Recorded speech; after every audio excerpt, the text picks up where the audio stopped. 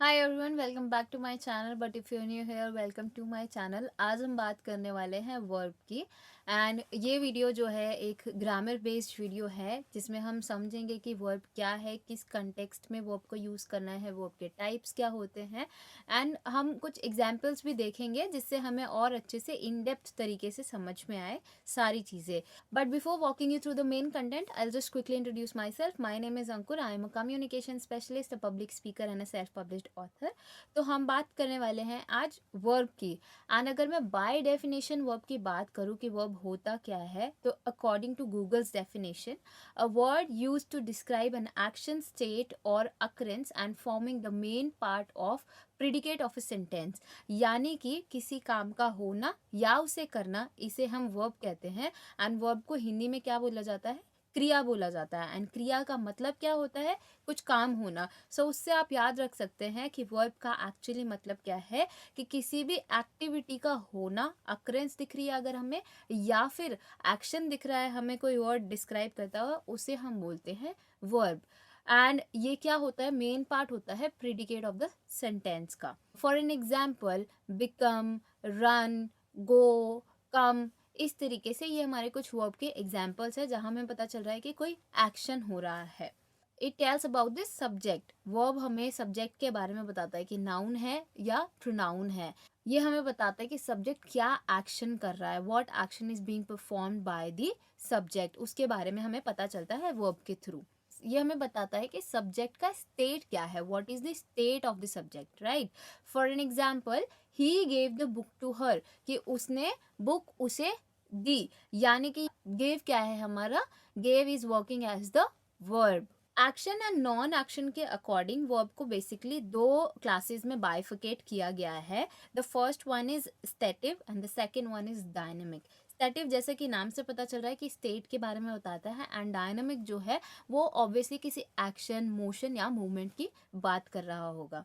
So first we will understand कि stative verb क्या होते हैं एंड इसकी क्या डेफिनेशन है, and we will understand with some examples. Stative verb जो होते हैं वो इमोशंस पे पॉइंट करते हैं, रिलेशनशिप्स पे पॉइंट करते हैं, एंड सेंसेस के बारे में बताते हैं कि क्या थॉट है, क्या सेंस है, किसी चीज़ से क्या रिलेशनशिप है, उसके बारे में हमें इन वर्ब के थ्रू पता चलता है। प्राइमरी यूज जो है स्टेटिव वर्ब का, वो होता है टू डिस्क्राइब द स्टेट और the situation. For an example, I know him, she is exhausted, he believes in himself. यानी यहाँ पे बिलीव जो है, जो नो वर्ड है, एंड फील्स जो वर्ड है, यहाँ पे क्या है? ये working as the stative verb. And there is a few word जो इस लिस्ट में एडेड है which works as stative verb. तो आपकी स्क्रीन पे भी आपको दिखेंगे कुछ, उसका आप रेफरेंस दे सकते हैं। But to name a few, adore, appreciate, own, understand, believe, feel, ये सारे वर्ड क्या है? हमारे स्टेटिव वर्ब में आते हैं। अदर देन दैट एक ह्यूज लिस्ट है, उनमें से कुछ मैं यहाँ पे मेंशन कर रही हूँ, तो आप उसका रेफरेंस ले सकते हैं। एंड इन्हें ज़रूर ध्यान रखिए कि ये स्टेटिव वर्ब की तरह काम करते हैं। अब हम बात करें कि डायनामिक वर्ब क्या होता है, तो डायनामिक जो वर्ड है वो एक्शन के लिए यूज़ किया जाता है, एंड यहाँ पे भी उसका वही मतलब है। जो स्टेटिव वर्ब था उसका ऑपोजिट है डायनामिक वर्ब एक तरीके से, तो इसे नॉन स्टेटिव वर्ब बोला जाता है या फिर एक्शन वर्ब के नाम से भी जाना जाता है। ये प्राइमरीली अगर मैं बात करूँ तो ये एक्शन एंड प्रोसेस के बारे में बताते हैं ये हमें। For an example, running, walking, sleeping, तो यहाँ पे हमें एक्शन पता चल रहा है कि जो सब्जेक्ट है वो क्या एक्शन कर रहा है। For an example, he goes to school on time, कि वो टाइम पे स्कूल जाता है। गोज यहाँ पे हमारा डायनेमिक वर्ब की तरह काम कर रहा है। The monkeys are eating the bananas, कि मंकी बनानास खा रहे हैं। आर ईटिंग जो है हमारा वो वर्ब की तरह काम कर रहा है। ऑब्जेक्ट के बेसिस पे वर्ब को दो पार्ट्स में डिवाइड किया हुआ है। First is transitive and the second one is intransitive verb. तो हम पहले समझते हैं कि ट्रांजिटिव वर्ब कौन से होते हैं, देन वी विल अंडरस्टैंड कि what is intransitive verb and इनके क्या एग्जाम्पल होते हैं, इनको किस कॉन्टेक्स्ट में यूज किया जाता है। So if I talk about transitive verbs are those verbs which takes direct objects, जो डायरेक्ट ऑब्जेक्ट्स लेते हैं। इसका मतलब क्या है कि ये इंक्लूड करते हैं रिसीवर ऑफ द एक्शन को। For an example, Shivani sing songs in the church choir, कि शिवानी गाना गाती है चर्च क्वायर में। सो सिंग्स यहाँ पे क्या है? हमारा ट्रांजिटिव वर्ब है एंड डायरेक्ट ऑब्जेक्ट क्या है हमारा, सॉन्ग है. सो अगर हम यहाँ से सॉन्ग हटा देते हैं, सिर्फ लिख देते हैं शिवानी सिंग्स, तो वो क्या होगा, इनकम्प्लीट सेंटेंस होगा हमारा. हमें नहीं समझ में आएगा कि किस चीज़ के बारे में बात हो रही है. अगर हम ट्रांजिटिव वर्ब में से डायरेक्ट ऑब्जेक्ट को हटा देते हैं तो सेंटेंस इनकम्प्लीट बन जाता है.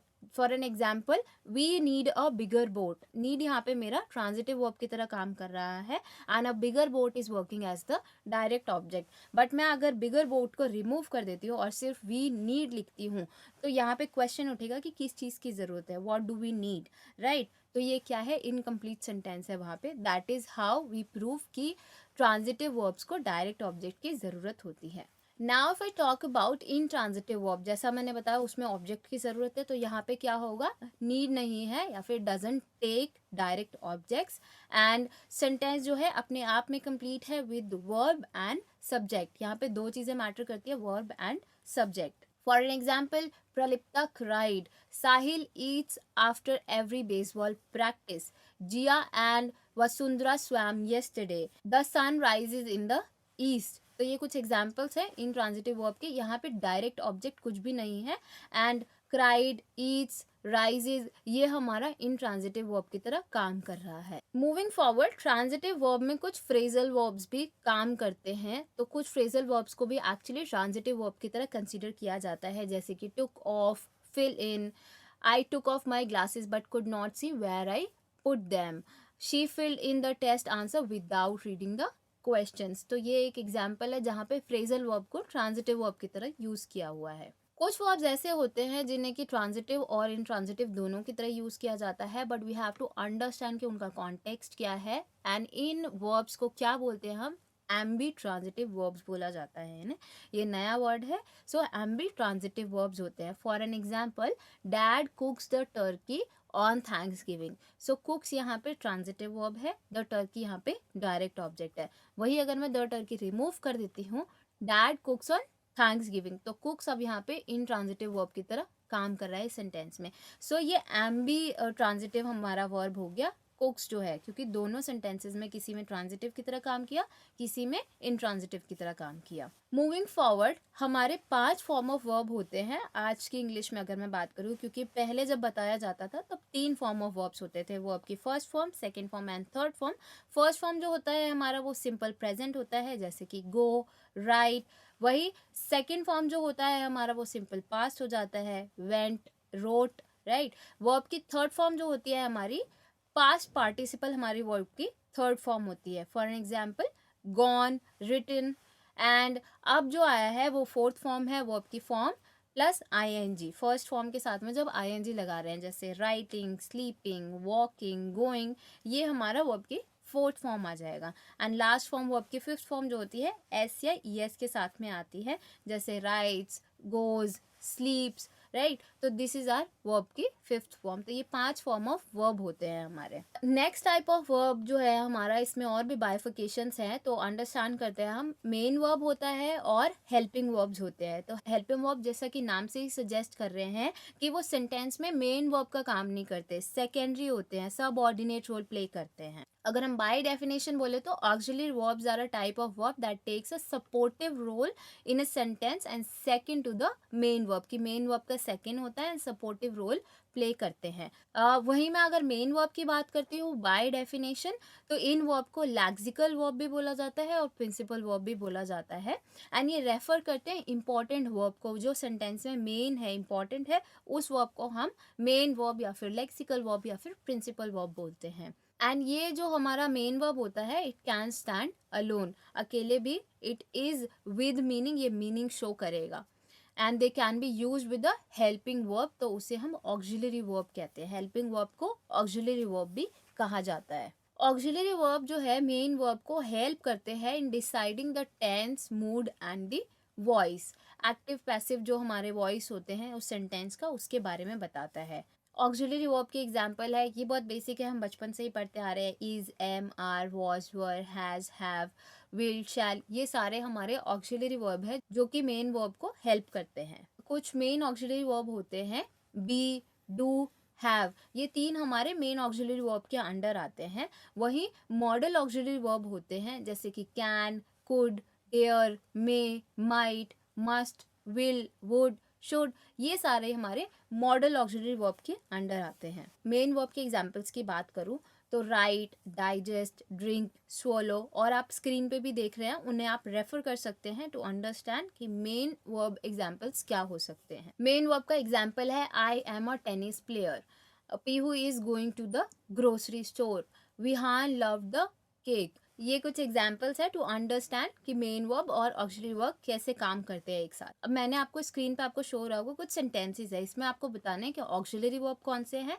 एंड मेन वर्ब कौन से हैं। जो ऑक्सिलरी वर्ब है डू, डज, डिड, ये वर्ब के फर्स्ट फॉर्म को लेते हैं, जैसे कि he did not go to school, तो यहाँ पे गो आएगा डिड के साथ में वर्ब की first form. They do not dash on time, यहाँ पे कम आएगा या कम्स आएगा, ये आप मुझे बताइए। डू, डज, डिड, ये ऑक्सिलरी वर्ब जो है, जो नेगेटिव सेंटेंसेस होते हैं और इंटरोगेटिव सेंटेंसेस होते हैं, उनमें इन्हें ऑक्सिलरी वर्ब की तरह यूज किया जाता है। जैसे डिड यू स्टडी येस्टरडे, कि आपने कल पढ़ाई की थी, तो मैं आंसर कैसे करूंगी, no I did not study yesterday, या yes I did, yes I studied, right. So इस तरीके से नहीं बोलूंगी, मैं सिंपली बोलूंगी no I didn't study yesterday या आई स्टडीड, राइट। जो auxiliary verb has, have, had है, उनके साथ हमेशा वर्ब की थर्ड फॉर्म आती है।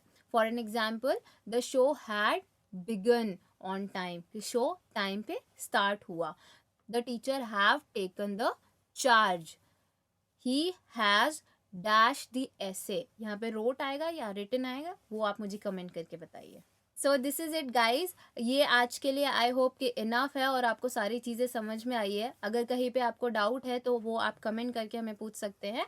आपको ये वीडियो पसंद आई है तो इसे लाइक कीजिए, अपने फ्रेंड्स के साथ शेयर कीजिए, ताकि उन्हें भी इंग्लिश पढ़ने में मज़ा आए और समझ में आए सारी चीज़ें। एंड मिलते हैं अगली वीडियो में with another part of this one only, क्योंकि इसका और भी अभी रिमेनिंग पार्ट है जिसके बारे में हम second part of the video में डिस्कस करेंगे। थैंक यू सो मच, मिलते हैं अगली वीडियो में। Till then take care.